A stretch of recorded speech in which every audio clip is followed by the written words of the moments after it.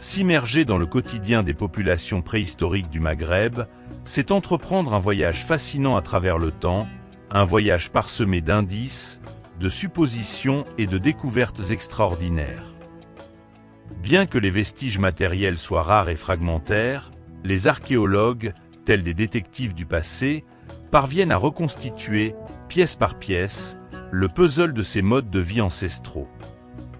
L'Afrique du Nord, durant la préhistoire, n'était pas uniforme ni immuable. Le climat, nous l'avons vu, a connu d'importantes variations, façonnant un paysage changeant où la vie s'est adaptée avec une remarquable résilience. Des plaines fertiles du littoral aux montagnes de l'Atlas en passant par l'immensité du Sahara, les populations préhistoriques ont su tirer parti de la diversité des écosystèmes pour assurer leur subsistance. Durant le Paléolithique, période qui s'étend sur des centaines de milliers d'années, les hommes du Maghreb étaient principalement des chasseurs-cueilleurs nomades. Organisés en petits groupes, ils se déplaçaient au gré des saisons et des migrations animales, à la recherche de nourriture et de nouveaux territoires de chasse.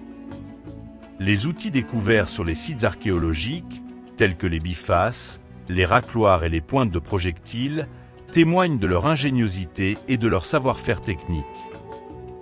La pierre taillée était alors omniprésente, utilisée pour la fabrication d'outils mais aussi d'armes, indispensables à la chasse.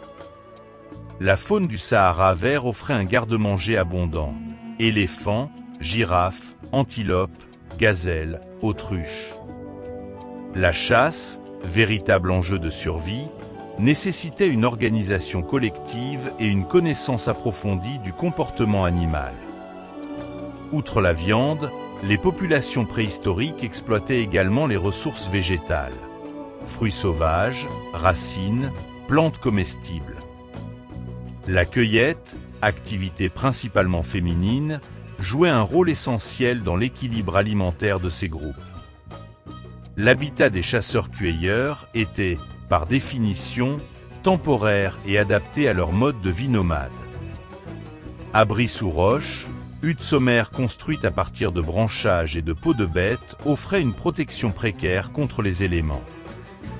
Vers la fin du Paléolithique et au début du Néolithique, un changement majeur s'opéra dans le mode de vie des populations du Maghreb, la sédentarisation et l'apparition de l'agriculture.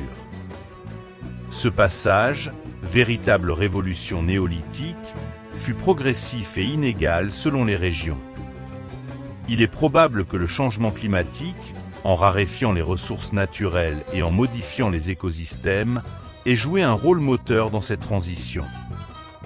L'agriculture, en permettant de produire sa propre nourriture, a bouleversé l'organisation sociale et spatiale des groupes humains. La sédentarisation a favorisé la constitution de villages permanents, le développement de nouvelles techniques, poterie, tissage, et l'apparition d'une organisation sociale plus complexe. Les peintures rupestres du Tassili Naqshbeh, datant du Néolithique, offrent un témoignage précieux de cette période charnière. On y observe des scènes de la vie quotidienne. Hommes et femmes s'adonnant aux travaux des champs, troupeaux de bovins et d'ovins, représentations de villages. La domestication des animaux, parallèlement au développement de l'agriculture, a constitué une autre étape importante dans l'évolution des modes de vie préhistoriques.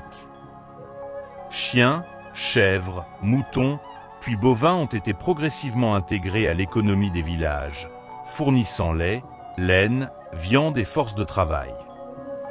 Si l'on ne peut que s'émerveiller devant la capacité d'adaptation et l'ingéniosité des populations préhistoriques du Maghreb, il est important de rappeler que la connaissance de leur mode de vie reste fragmentaire. Les fouilles archéologiques, en constante évolution, nous réservent sans doute encore de belles surprises, permettant de lever un peu plus le voile sur ces temps reculés et passionnants.